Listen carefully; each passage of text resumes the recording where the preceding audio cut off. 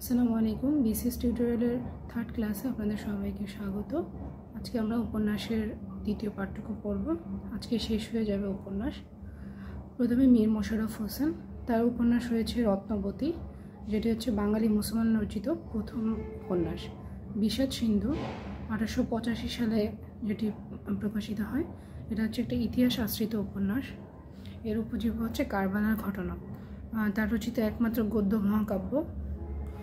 এখানে নায়ক হচ্ছে এজিদ, কিন্তু ইসলাম ধর্মে নায়ক হচ্ছে ইমাম হোসেন। এটা 3টা খণ্ড রয়েছে। 1885 সালে, 1887, 1891 3টা খণ্ড। প্রথমটা হচ্ছে মুহররম, দ্বিতীয়টা উদ্ধার পর্ব এবং তৃতীয়টা হচ্ছে এজিদ বধ পর্ব। এছাড়া আরও উপন্যাস রয়েছে তার গাজী মিয়ার বস্তানি, উদাসীন প্রতীকের মনের কথা। এই দুটো হচ্ছে তার আত্মজীবনীমূলক উপন্যাস। এছাড়া গাজী মিয়ার বস্তানিটা হচ্ছে আত্মজীবনীমূলক প্লাস ব্যঙ্গরসাত্মক উপন্যাস। শরৎচন্দ্র চট্টোপাধ্যায়ের উপন্যাসের মধ্যে প্রথমে রয়েছে বড় দিদি, তার একমা প্রকাশিত উপন্যাস। শ্রীকান্ত হচ্ছে তার শ্রেষ্ঠ উপন্যাস এবং এটি 4টি খণ্ড। প্রথম খণ্ডে তিনি শ্রীকান্ত শর্মা ছদ্মনাম ব্যবহার করেন। চরিত্রগুলো পড়তে হবে, যেমন ইন্দ্রনাথ, এটি হচ্ছে বাংলা সাহিত্যের শ্রেষ্ঠ কিশোর চরিত্র ইন্দ্রনাথ। এছাড়া রয়েছে পথের দাবি, এটা হচ্ছে তার রাজনৈতিক উপন্যাস যেটি বাজেয়াপ্ত হয়।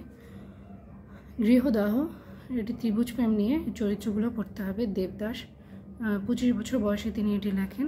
যা তার অন্যান্য আরও উপন্যাসের মধ্যে রয়েছে পল্লী সমাজ, চরিত্র পড়তে হবে। চরিত্রহীন, দেনা পাওনা, দত্তা ইত্যাদি।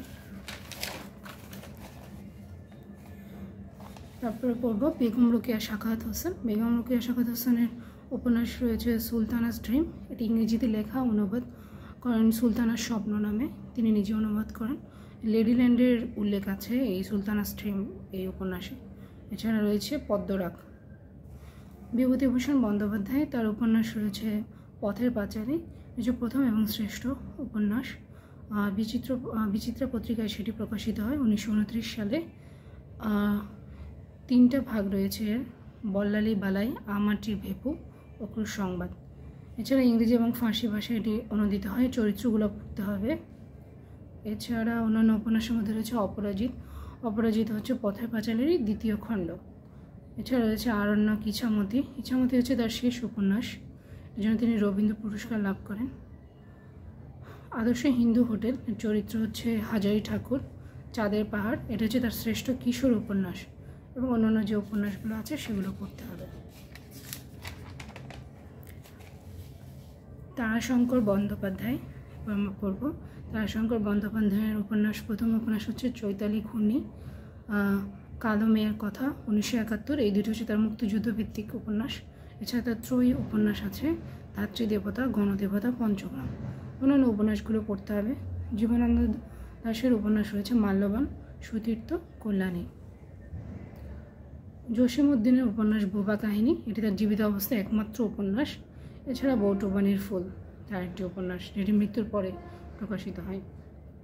মানিক বন্দ্যোপাধ্যায়, তার উপন্যাস রয়েছে জননী, তার প্রথম উপন্যাস।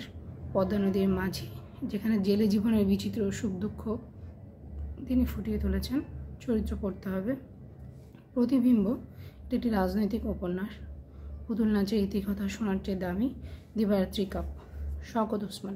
শওকত ওসমানের উপন্যাসের মধ্যে রয়েছে জননী, এটি তার প্রথম উপন্যাস। কৃতদাসের হাসি, যেটির জন্য 1966-তে তিনি আদমজী পুরস্কার লাভ করেন। এছাড়া আছে জাহান্নাম হতে বিদায়, 2 সৈনিক, নেকড়ে অরণ্য, এটি হচ্ছে মুক্তিযুদ্ধ ভিত্তিক। এছাড়া বনি আদম হচ্ছে তার প্রথম লিখিত উপন্যাস। সৈয়দ ওয়ালিউল্লাহর উপন্যাসের মধ্যে রয়েছে লাল সালু, যেটা 1948 সালে প্রকাশিত হয়। এটি ইংরেজিতে অনুদিত হয় 1967 সালে, ট্রি উইদাউট রুটস নামে। চাঁদের অমাবস্যা, চরিত্রগুলোর মধ্যে আরেফ আলী, যিনি হচ্ছেন যুবক শিক্ষক, বিসিএস এসেছিল। কাদো নদী কাদো, দ্য আগলি এশিয়ান, এটি ইংরেজি ভাষায় রচিত তার উপন্যাস।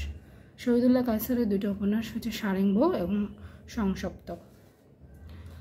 আলাউদ্দিন আল আজাদের উপন্যাসের মধ্যে রয়েছে 23 নম্বর তৈলচিত্র। কর্ণফুলী হচ্ছে তার শ্রেষ্ঠ উপন্যাস, এটি ক্ষুদ্র জাতিগোষ্ঠী নিয়ে, এটিও বিসিএসে এসেছিল। জহির রায়হানের উপন্যাস হচ্ছে 1000 বছর ধরে, আরেক ফাল্গুন। এছাড়া তার অন্যান্য যে উপন্যাসগুলো আছে সেগুলো পড়তে হবে।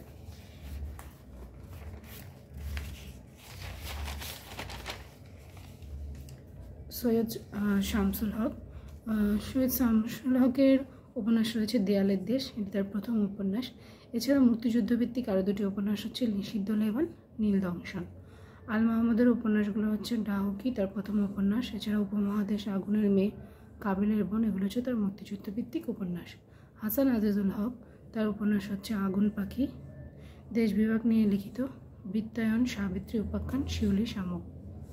আখতারুজ্জামান ইলিয়াসের উপন্যাস হচ্ছে চিলেকোঠার সেপাই, এটি তার প্রথম উপন্যাস। চরিত্রগুলো পড়তে হবে 69 গণ অভ্যুত্থান নিয়ে লেখা।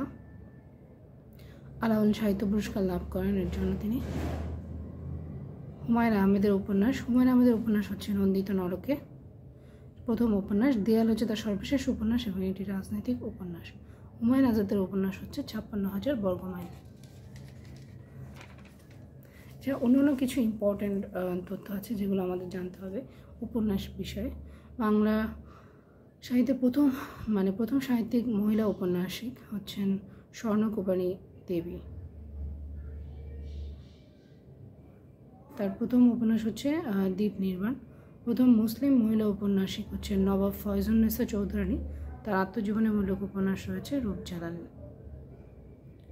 এছাড়া প্রথম ব্যঙ্গ উপন্যাস যেটা হচ্ছে কল্পতরু, লিখেন হচ্ছে ইন্দ্রনাথ বন্দ্যোপাধ্যায়। এছাড়া আরও কিছু লেখকের ইম্পর্টেন্ট উপন্যাস যেগুলো যেমন আবদুল্লাহ, কাজী ইমদাদুল হক, জোহরা, মোজাম্মেল হক। নদী ও নারী, যেটি লিখেন হুমায়ুন কবির। পদ্মা, মেঘনা, যমুনা, আবু জাফর শামসুদ্দিন। তিতা সেটির নদীর নাম, হচ্ছে অদ্বৈত বন্দ্যোপাধ্যায়। আগুন মুখর মেয়ে, নূরজাহান বেগম। রমেশচন্দ্রর উপন্যাস রয়েছে বঙ্গবিজেতা, মাধবী কঙ্কন, জীবন প্রবাদ, জীবন সন্ধ্যা, 4টি ঐতিহাসিক শতবর্ষ নামে সংকলিত হয়। এর মাধ্যমে উপন্যাস পাঠটুকু শেষ হলো।